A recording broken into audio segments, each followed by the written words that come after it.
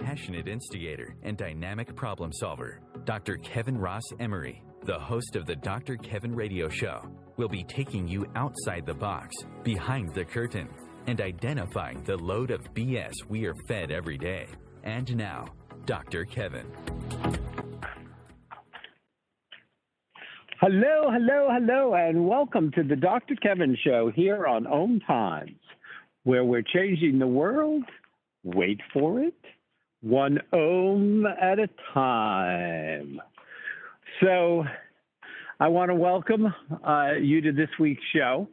As those of you who have been following me for a long time know, I, on a semi-consistent basis, only semi, do a hot topic. A hot topic means something that gets me hot under the collar or makes me, warms the cockles of my heart. Unfortunately, with a lot of things going on in the world today, I find that my collar tends to be warmer than my heart. So I got a pretty warm heart for a lot of things, but for some reason, they just don't get discussed as much. I was going to do a hot topic that was warming that was hot under the collar, but I'm going to change that to one that is warming the cockles of my heart, which is this young man that I read about, who has now graduated and gets several degrees, and he's like 12 years old. And I wasn't prepared to do this story. I ran across it, but his parents discovered at a young age that he just had this incredible ability to learn and bring it in. But instead of happening, what happens a lot of times is that very highly intelligent children can become not only outliers in some ways, but they can become problems in the classroom, especially at a young age, because they're going to be bored. And some of those are correctly and some of those are incorrectly diagnosed as being ADD or ADHD, where oftentimes they're encouraged to be put on a path of medication, which helps them fit in better with the grade level and the students they're with. I used to call that drugging them up and dumbing them down. That somehow highly curious, highly energetic, highly intelligent kids just didn't do well in the average classroom. And they were going to act out. Now, I don't know any of this child's history. I looked through the story some. I know that his parents basically got on the train of allowing him to get to this young age and graduate high school, graduate college, get master's degrees, get all of this other stuff. Now, is he emotionally mature enough to be out in the world working a full-time job, or should he be at this age? That's a different set of questions. But one thing that was clear was these parents didn't look at their whatever issues or uncomfortability their extremely bright child may have been creating. And I'm sure there were some. I'll bet my bottom dollar on it. I'll keep the ones that are all on top of it, mind you, if I lose the bet. But I bet that there were some terse conversations when this child was very small and very young. And clearly very distracting, because if he's got all these degrees at this age, at 5, he probably wasn't very happy learning to count numbers or sat contently learning his ABCs. I bet he was already way beyond that. And though it warms the cockles of my heart, is whatever it took, his parents supported him to feed the bottomless curiosity of his intellect. That he was this huge sponge of wanting to learn and know and do this. And he got a few different degrees. And so again, I didn't prepare. I had a different story prepared, but tonight's guest convinced me to do a different story. He didn't know he convinced me to do a different story, and I'll be introducing him in a minute. But I just decided, why worry? Be happy. Why focus on the negative we can't that, well, maybe we can change it. But sometimes let's focus on the positive. And what's the message there? And maybe it's time to destroy our current education system and build something that is less like an assembly line that children get lost in and fall off of.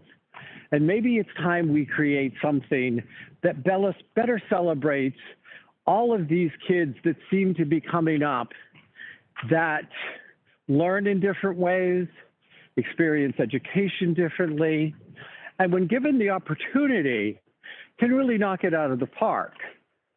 Instead of feeling like we need to chop them up so that they can be the square peg to fit in the square hole of a very outdated education system. So, on that note, I'm going to introduce my guest for the evening, and we're going to talk a little bit about his new book and what he does and all of that stuff. But my first question to him is, he is from Canada, and I want to know, how do they deal with really bright kids in Canada? But I'll be asking that after I introduce him. So tonight's guest is Cecil McIntosh.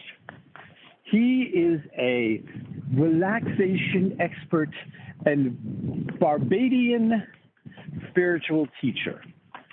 I love that. Author. He immigrated to Canada from Barbados, age 20, where he was raised by his grandma and the village. I also love that. We definitely need a lot more village raising. After graduating from Ryerson University, he began his career in sales, always hustling, worked day and night to outperform his peers, and subsequently lost everything with divorce and bankruptcy in the same week. See? It's called getting your just desserts. No.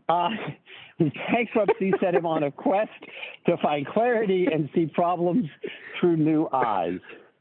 One day he heard a voice telling him, there are words for people that hear voices in their head, just so you know. I've been called them a few times, to teach what he had learned.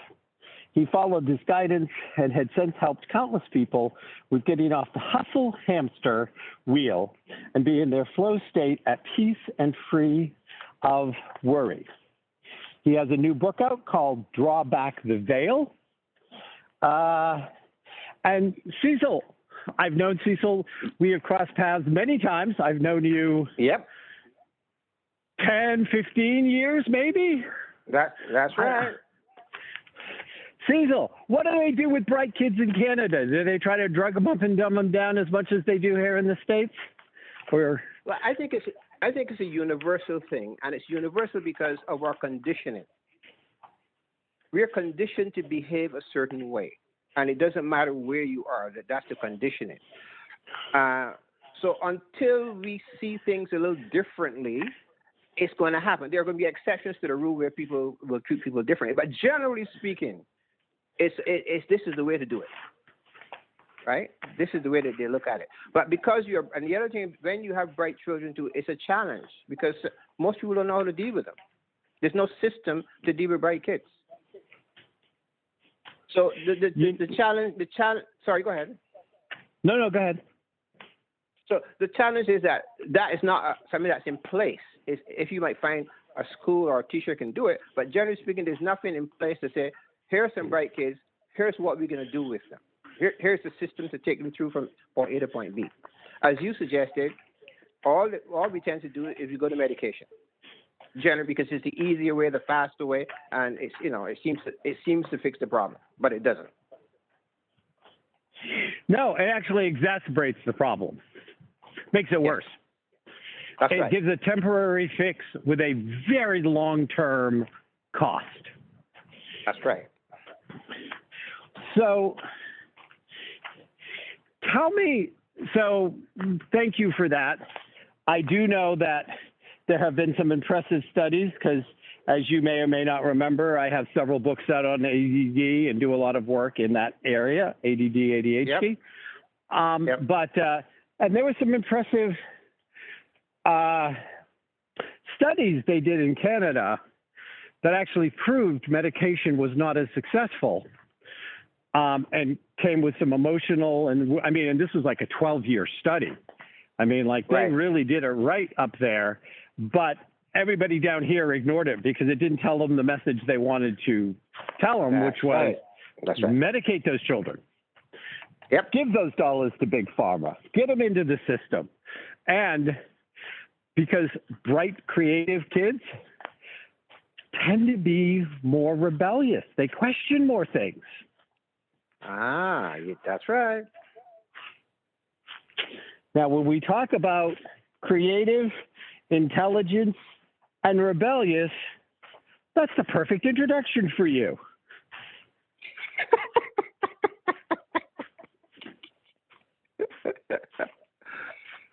Okay. Do you deny any of the charges? No, because I'm glad you brought it this way, because this is what we're going to be talking about for the balance of the evening. This is where we're going. So here's what's happened. We have not, as people in general, we were never encouraged to ask questions. So, for example, you've got when you have your conditioning from your mom, the school, the media, the church, and for me specifically, if I were to ask a question, especially to the pastors or to my parents, I'd get spanked and put in a corner because I wasn't supposed to ask the question. The problem is they didn't know the answer. So that's what happened to me. What I have discovered and what I work and what I teach now is that we need to ask questions. However, you need to come to a place where those questions can be addressed without judgment or without criticism. And that's the challenge we have. There are very few places that you can go and you can ask questions in your ignorance and someone's going to answer you. That's what I do. Because I teach is... So go ahead. No. Well, one thing I want to comment on that is that, where I myself was not, but many people that were raised in traditional society with the major traditional religious backgrounds and the whole, coming from the children should be seen and not heard, or that whole thing, the people in power started at a very young age to indoctrinate the concept that questions are bad. Yes. And because they don't want to be questioned, not just because they don't have the answers, but sometimes because the answers are because I want to have a better life off the back of you. Because I want you to be a cog or a wheel in my assembly line and make me lots of money while I treat you like a piece of crap. I want you to be subservient to me, like that somehow, and our institutions reinforce, in India, they call them caste systems. But you see that happen in this country, and I'm sure in Canada, but correct me if I'm wrong, through, it's inherently built in with what side of the track are you born with? What is your ethnicity? What is, do you get a good quality education offered to you or a crappy one? Are you, there's all sorts of ways in which we do that. But it's not just we need to ask questions, but the people that are being asked the questions need to engage with an open mind and curiosity. And that's a big missing factor. What are your thoughts? Well, but they can't because they're conditioned to behave that way. It's like hitting a brick wall. It's impossible. Right? You cannot, you've been conditioned by your mom, your dad. That's what you're supposed to do. Now you're telling me, okay, now I'm supposed to listen to you? Well, I don't know any better. So, and to support them, they operate in the ignorance. But the point is, it's still happening. They don't know any better. but people like you and I are trying to teach them better, correct? Well, that's where I'm coming from. Right? they don't know any better, right? Let me give you a quick story about that. When I was at university, Absolutely. I was president of Business Student Society at Ryerson. And one day, the dean of business and president of Ryerson said, Cecil, you've done a good job. What are you going to do when you graduate? And I said, I'm going to get a job in selling. Dr. Kevin, imagine, 2 white men looked at me and said, in unison, they're going to hire you, pay you less, and fire you. And I'm saying, what? Now, I worked 4 years part-time at Tip Top Theaters, and the people there, men who buy school, they told me I was good at selling. But that was just the thought that I can do it. But they didn't know I had done my homework. They thought I was just like everybody else because that was their conditioned way of thinking.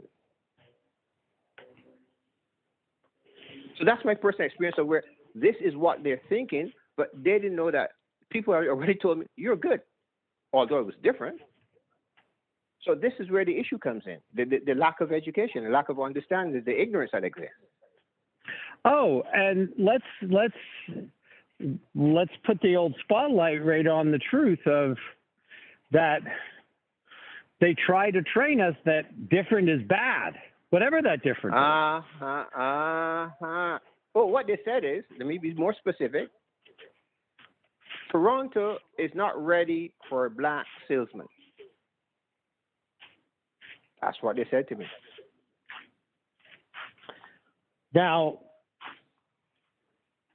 Cecil, I'm shocked. I've known you all these years, and I'm shocked. I've known you all these years, and you never told me you were a black man. Why did you hide that from me? I didn't hide it. That's what they said. It's nothing to do with me. It had nothing to do with me. Well, but let's take this a little bit further now. I'm in sales now. Since you go there, let me add a little piece of that. I'm in sales, and I'm working, and when the sales managers switch around, they all would want me to be a part of. They would all want me to be in the system. So this white guy comes up to me and says, Cecil, you don't drink, you don't smoke, you don't go to the cottage. You don't give a damn about anybody. How come when the white managers do what they do, they all want you to be on their team?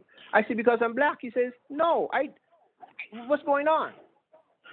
What happened is most people when they came didn't know that I had worked with black people with white people before, because in Barbados there's no difference between white and black. There's no we just eat breakfast together. So everybody think that I'm different and I don't know what's going on. And I'm just like, excuse me. But the thing, though, that was important, Kevin, is that I respected, and my grandmother taught me to respect everybody. That was the key for me. As long as you respect somebody, it doesn't matter who they are, shape, size, color, just respect everybody. And that was my ticket. Now, how do you deal with it when that respect is not returned? Oh, no.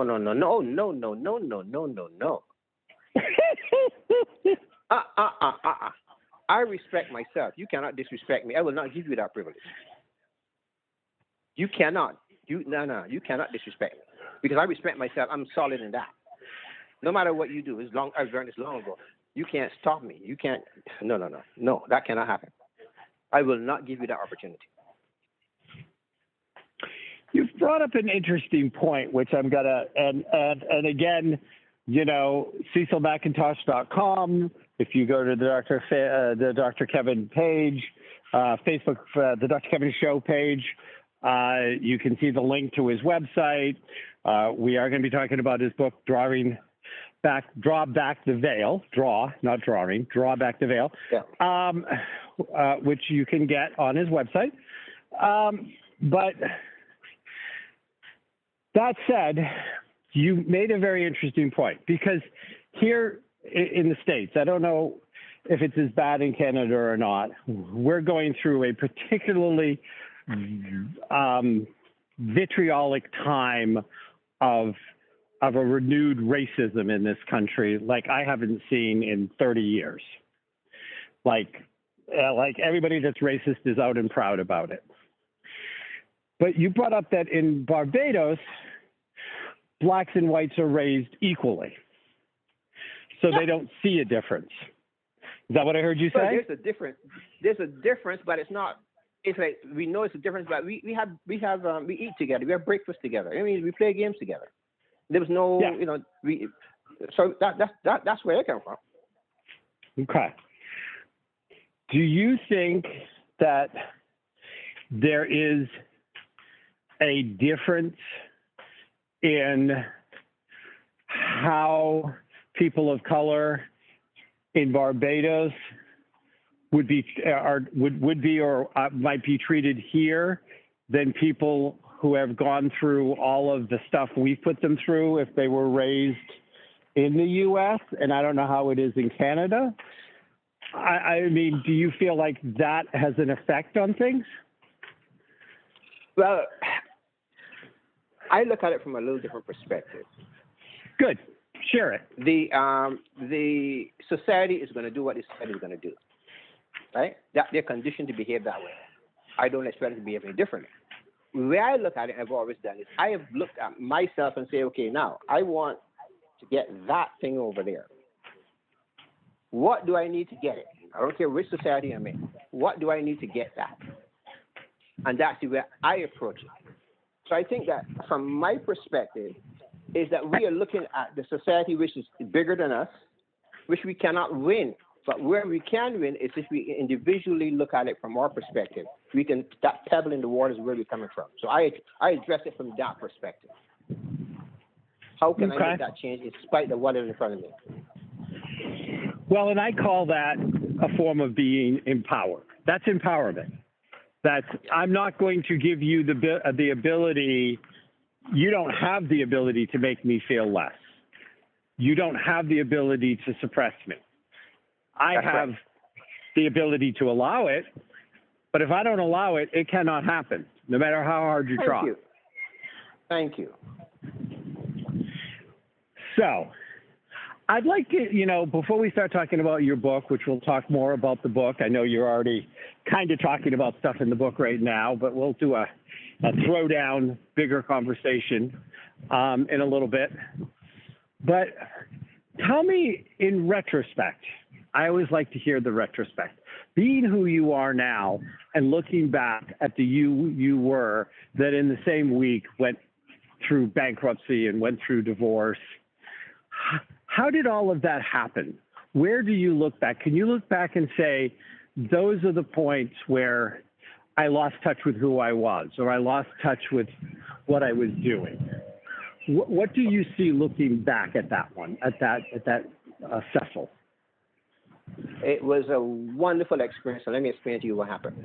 My grandmother was my business teacher and my spiritual teacher. She's one of the most influential people in Barbados. Now, she taught me everything. Like, she's a businesswoman. She ran business. That's where I learned most of my stuff from. So when I came to Canada and I saw the bright lights of North America, I said, and I went to university, I said, my grandma, she doesn't know anything. She didn't go to university. So I went, because of what, and based on what I heard from the president and the dean of business, I went out to make money to prove a point. So in the 15 years, I made lots of money. But what I discovered is that I was so attached to money. But my grandmother never taught me that. She says money is important, but it's not the only thing. So I actually forsake the values of the things that she taught me in Barbados. And I lost all that. But then, after I went through what I went through on my journey, that little voice was very rude to me and says, hey, you thought your grandmother didn't know anything. You're rude to your grandmother. Now go open your home and teach what you know. And now I'm teaching what my grandma taught me. So that's why this is a beautiful experience. Okay. But you were making lots of money. How did you end up in bankruptcy? Because I wanted to make more money. I was greedy. Okay. I can see the forest from the trees. You got seduced into the golden handcuffs. And then... Right. Okay. I mean, I'm just trying to. I mean, one of the most important early teachers in my life was my grandmother as well. I get both my grandmothers. I get the grandmother thing. I have the grandmother vibe going. And I know they taught me lots of really important things. And I know that there were some of those things that I forgot and had to remember, because we have to go out and we have to experience life as who we are. I mean, life is our greatest teacher at the end of the day, if we allow it.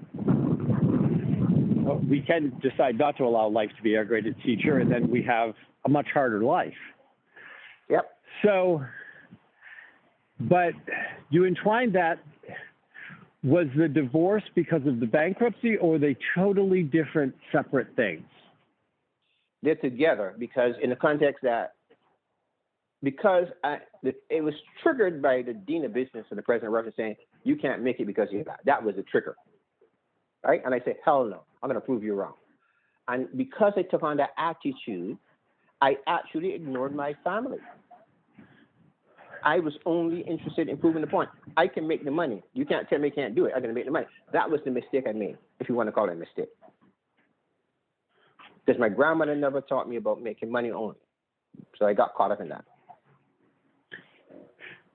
You know, one of the things I will often share with listeners, and I'm going to share with you now, is, you know, I came to this point,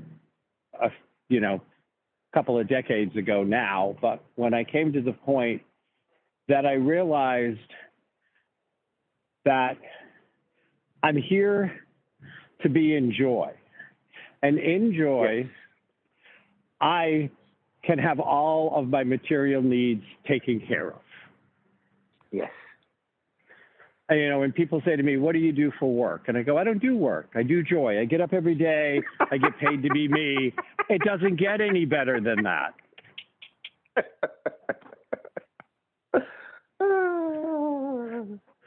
But that's flipping it around.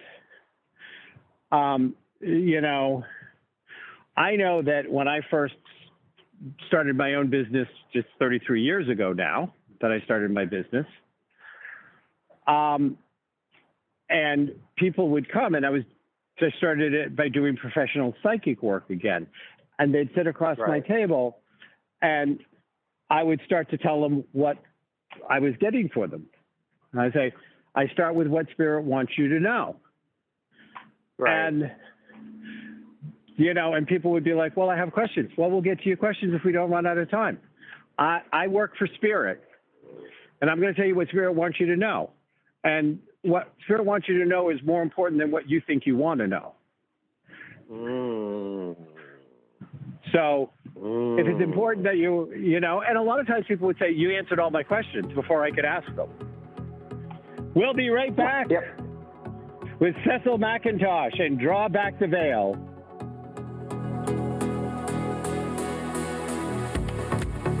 Conscious media for conscious minds. OMTimes. Host your show on IOM-FM, the radio network of OMTimes Media, one of the more recognized brand names in the conscious community, and is backed by the extensive marketing reach of OMTimes. Hosting a show on IOM-FM immediately connects you with our extensive dedicated community. Vox Novus, the new voice. Vox Novus, the new dimension. Vox Novus, thought and movement leaders who will share from their experience and offer tools to help us navigate our rapidly changing world. My name is Victor Furman. Join me every Thursday at 8 p.m. Eastern on OMTimes Radio for Vox Novus, the new voice. Ascending Hearts is no ordinary dating site, but a spiritual dating site with a purpose, to link you with your soulmate. We engineer the serendipity so you can trust that you will attune with someone that has the same matching vibration as you. Ascending Hearts, the conscious dating site for the spiritually aware. Try Ascending Hearts for free. AscendingHearts.com. If I could be you, and you could be me for just 1 hour, if you could find a way to get inside each other's mind, walk a mile in my shoes. Walk a mile in my shoes. Walk a mile in my shoes.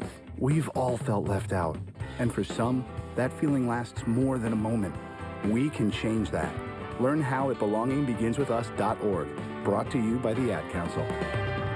Walk a mile in my shoes.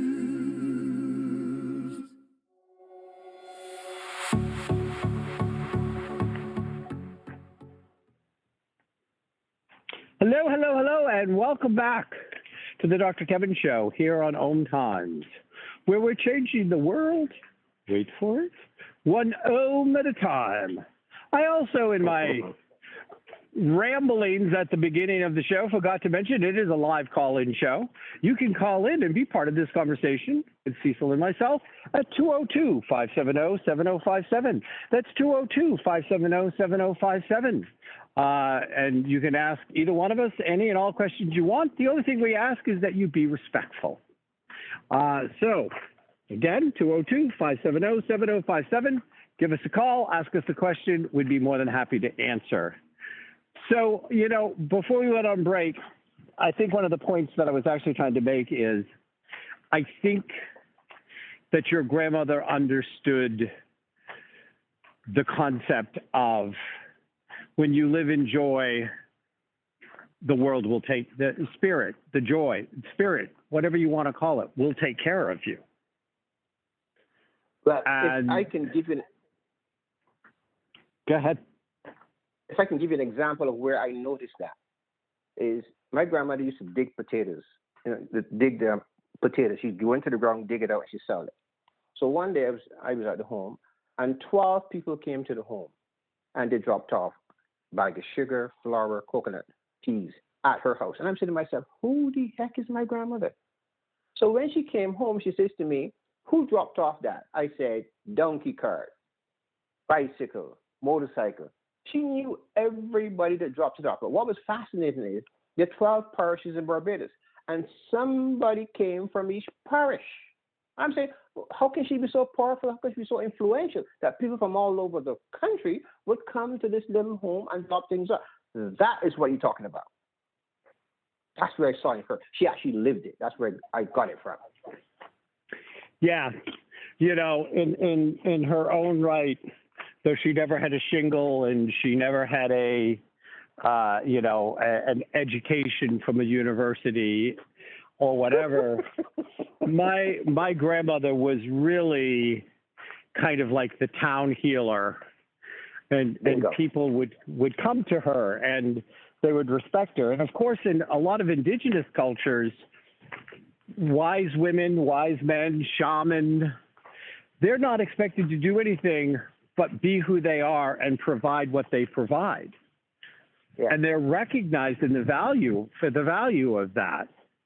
And, you know, in the Western world, we've really gone ass over tea kettle and inside out on what we value and what we don't value, so that it's so twisted that I couldn't explain it to a child why, you know, their teacher who is taking care of them barely makes enough to live, and somebody that can shoot a basketball gets to be paid $20 million. I can't explain the logic behind that. There is no logic. Right. There's no justification. Yep. So,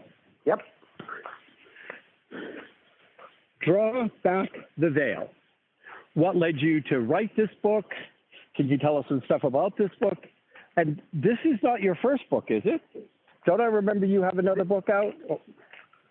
I have another book out, but that I really didn't push it too much because somebody said to me, the book you've written it was missing something. So I just parked it. Oh. I parked it. So, draw back the veil. For many years, I've been teaching people, entrepreneurs more specifically, what my grandmother taught me, along with some other people. And most of my people I work with, they did extremely well, right? So, for example, a gentleman came to me. He was a millionaire. He had no relationship, high blood pressure, couldn't sleep. And he got whatever he wanted. Because of working with me, he got everything he wanted, right? So that's what I was teaching. But although I was teaching this and I was getting amazing results, there was something that was missing for me. And I didn't know what it was, but it was that little something. Then one day I got a headache. My wife and I went to the hospital, and they checked me out. The doctor said nothing wrong with you. And I did a little bit of research on the internet. And then I discovered the piece that was missing. I saw this video by Moji, and it was all about what they call self-realization. And as soon as I saw it, everything around me spun. My whole life changed. And I realized that's the piece that's missing. Now, why is that important? That's important because most entrepreneurs, they have a gift. That's why they do what they do. But what they don't have is they don't know who they are. There's a conditioned self that they function as. But then you find out who you are. When you merge your gift with who you are, then it's what you talk about, the living in joy. So that's what the book is all about. That's how the Draw Back the Veil came, because Draw Back the Veil means it was hidden. I didn't know it was there. And the thing about it, it was right. I have it. I don't have to go look for it. It's me. It's like the story. This lady, she came from the country, and she used to go in the pond and she would wash her hair. She came to the city, and there was no, in her opinion, she lived in a apartment, but she couldn't wash her hair. So for the whole week she's complaining she can't wash her hair. Somebody in the village says, go to that wise man down there and tell him your problem. So she goes to the wise man, tell him the problem. The wise man says to her, do you live in an apartment? Yeah. Do you have a bathroom? Yeah. Do you have a toilet? Yes. Is there a curtain in the bathroom? She says, yes. He says, do me a favor. Go home, pull back the curtain, come see me tomorrow. When she pulled back the curtain, she saw the shower and she washed her hair. That's what the Draw Back the Veil is all about. Everything we want is right there, but we can't see it. It's veiled. So that's the essence of the book. That's so funny, because it makes me think of two things. One is, one of the books that I have out is called Combing the Mirror. Mm-hmm. So it's called Combing the Mirror and Other Steps in Your Spiritual Path. And there's a chapter called Combing the Mirror, and it's when people are reflecting back, mirroring back to us something that we are unhappy with or unsettled with within ourselves, that no matter how much we try to fix them or comb the mirror, they're not the problem. That's right. But it's, and I got this from an actual client session where I had somebody who was partially bald, actually, and I dragged him into the bathroom and I gave him a comb and I messed up what little hair he had, and I said, start combing that mirror until that hair is fixed.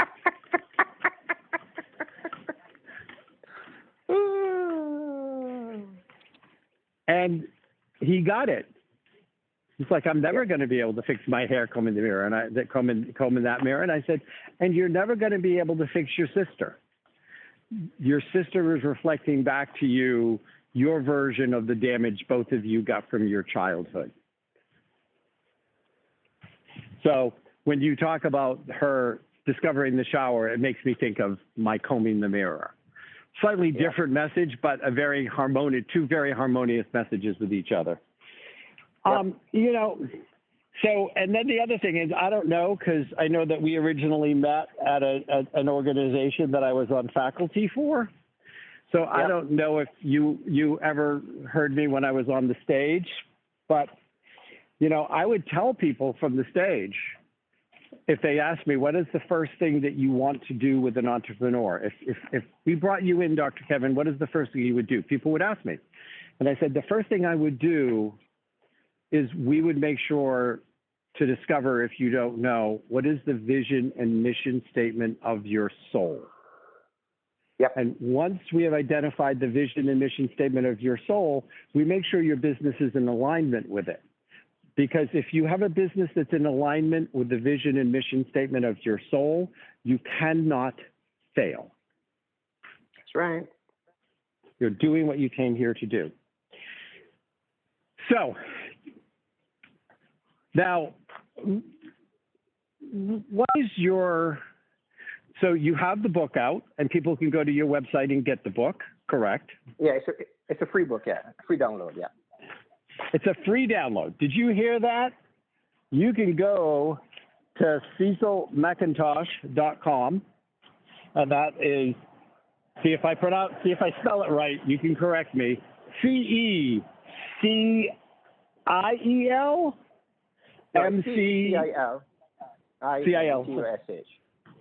Or I knew I was going to.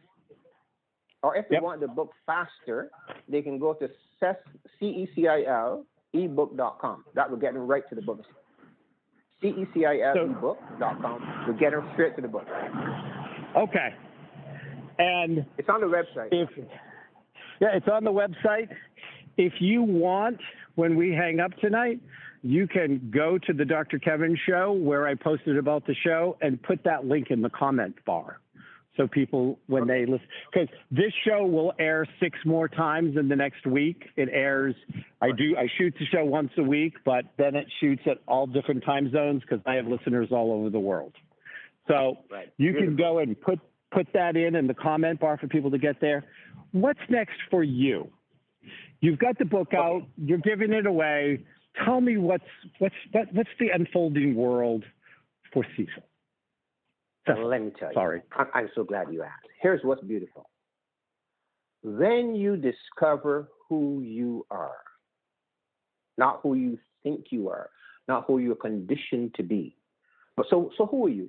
You are that person where there's joy, where there's harmony, where there's no fighting, where there's no screaming, where there's no shouting. It just is. And whatever you want, you don't really do anything. Everything works through you. So there's no working hard to make a living here. But everything works through you if you understand that you have to get out of your way. And you're aware of that. The thing is an awareness that if you get out of your way, everything that you want will turn up naturally. And if you are aware and you're listening, your whole day will be planned out for you. You'll be told what to do each moment of the day if you are aware. But the challenge is we have all these thoughts coming through, and we don't know what to do with the thoughts. So we not do it. We just get caught up in them. But in what I teach now, I teach you how to deal with all those thoughts and all the distractions and everything. I teach you how to deal with that. So life continues the way it is. However, it wouldn't affect you. That's what I'm teaching. And where I'm going with this is I want to take entrepreneurs who have that gift and who are interested in what I'm teaching, and we're going to merge them together. And what we're going to come up with is what we call the freedom entrepreneur effect. What that means is that with this merging, you have that freedom. So say you, whatever company or whoever you work with, where you have that essence, whoever work with you will kind of get a bit of that perfume. And if you have a company that is aligned along these lines where everybody understands that, or not everybody, to the top of the top influencers understand that life is beautiful because everybody's in alignment. That's my whole purpose. And then we're going to have, you're going to have to get together in our groups, and we have communities. And this freedom entrepreneur effect is it's going to be like, you're going to get a whiff of it. You're going to get intoxicated, but you don't know what's happening, but things begin to happen differently. That's where I'm going. So what I hear you say is your goal is to work with entrepreneurs to become into an alignment where, like we were talking about before, that they're more living their life in joy, that they're doing what they're here to do, that their business is successful as a byproduct instead of them being the byproduct of a successful business. That's right. And that you want to form that into a supportive community that can then support and grow and create synergy within itself for the members. Did I get that all straight? Did I miss anything? You're right on the money. As usual, you're right on the money. So now, So you're available right now to work with entrepreneurs, yes? Yes. Okay.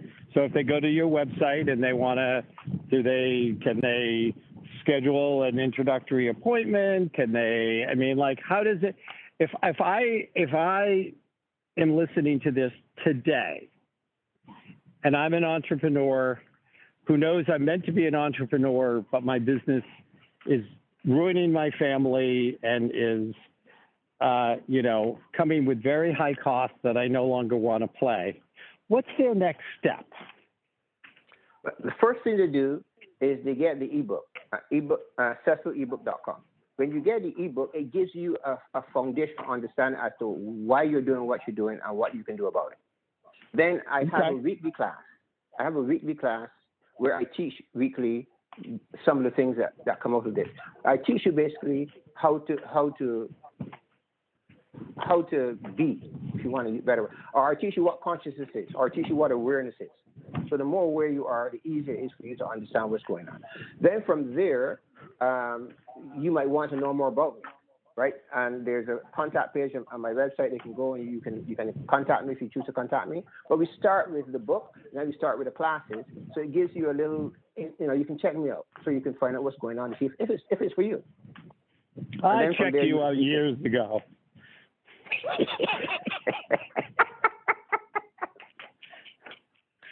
So I remember meeting you, and I didn't know who you are. When I first went to see your place and meet you, and we were talking, you were talking back to me. I'm like, what do I do? You should do that. Really? Like, who the heck is this guy?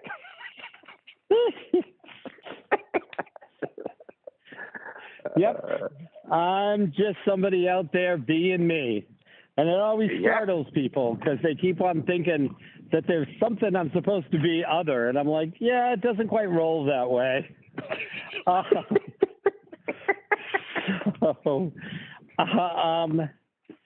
So I assume, I don't want to assume, so I want to ask. So these classes you hold, are they on Zoom, in person, both?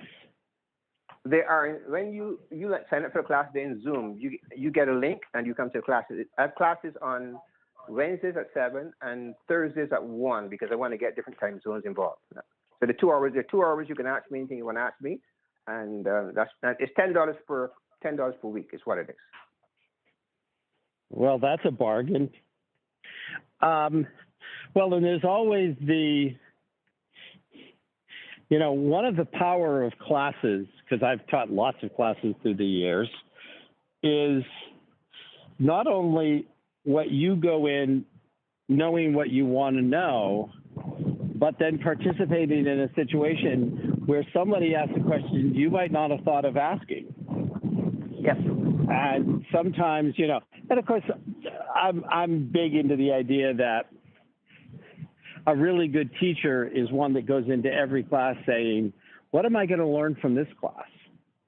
That's right. Beautiful.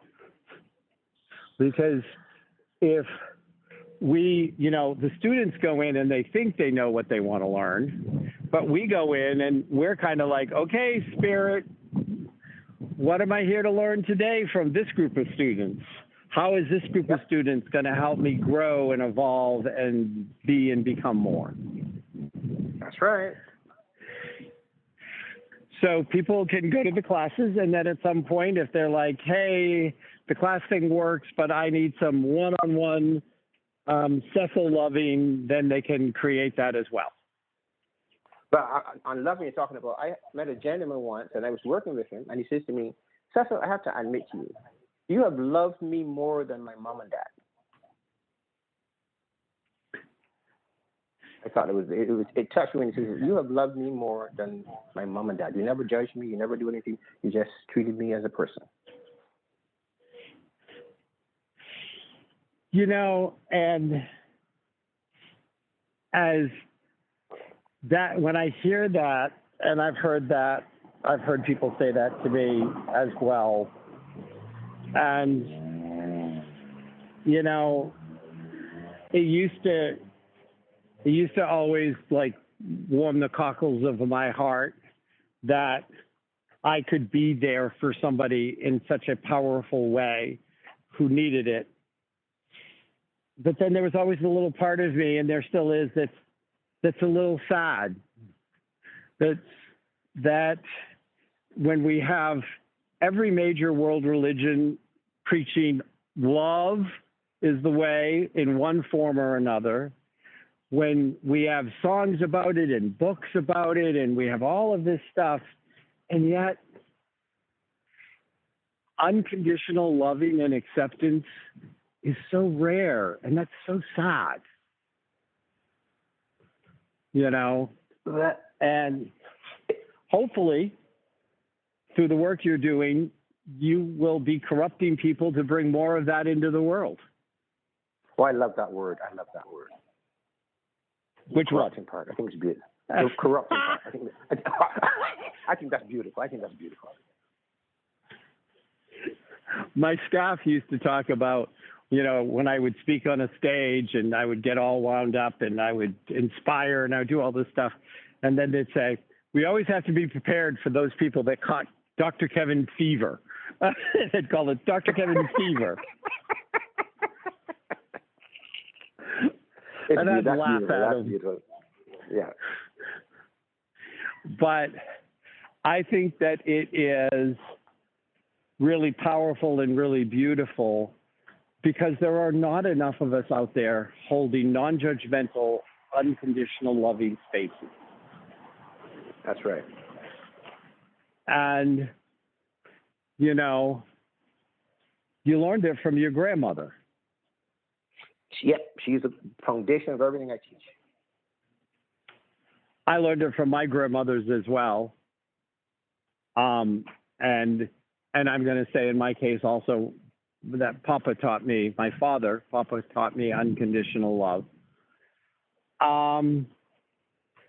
So I was lucky because I had three people that each and every one of them in their own way.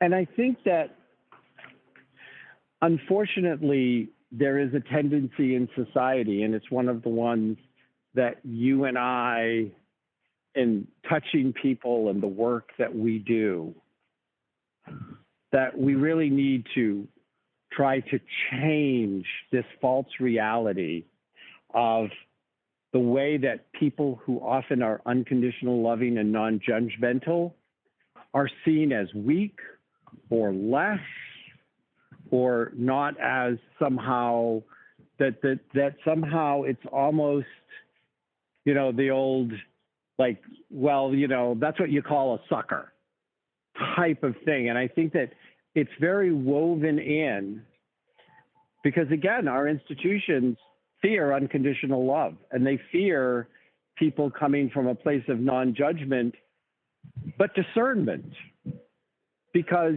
they know all their asses would get fired if people really discerned what they're doing. Thoughts? Yes. The way I look at it is that we who are discerning need to be able to be standing in our power, so it doesn't matter what people think of us. So they will think of you in different ways, but as long as you're standing in that power, it doesn't matter what they think. The secret is to touch more people and keep on touching people and get a ripple effect. That's why I talk about the movement, the Freedom Entrepreneur Movement. We get that effect going. That's how we're going to turn things around. So I don't know if you remember this, but of course, you know, we'd be at CEO Space and there'd be all these business owners, entrepreneurs, wannabe entrepreneurs, and a lot of them would be in business suits and ties and stuff like that. And, you know, and kind of have that sort of straight-laced thing.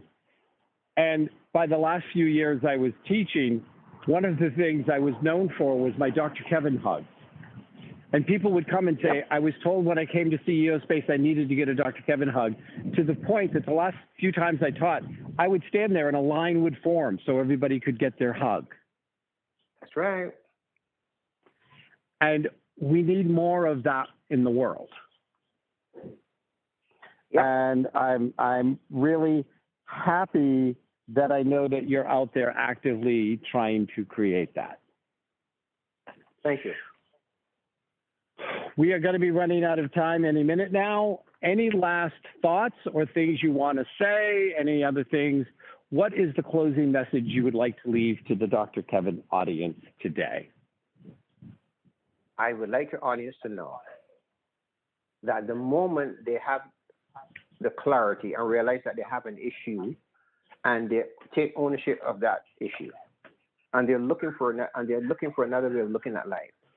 If they can embrace this awareness that they are not who they think they are, but we are all connected. If they understand that whole concept, then there's nothing else in life to be concerned about.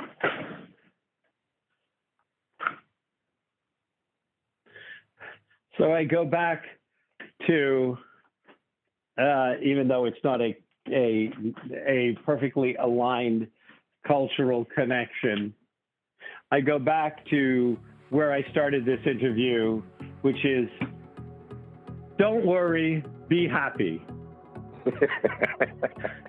Yep. Cecil, thank you for joining us here on the Dr. Kevin Show. Pleasure. Bye. Bye.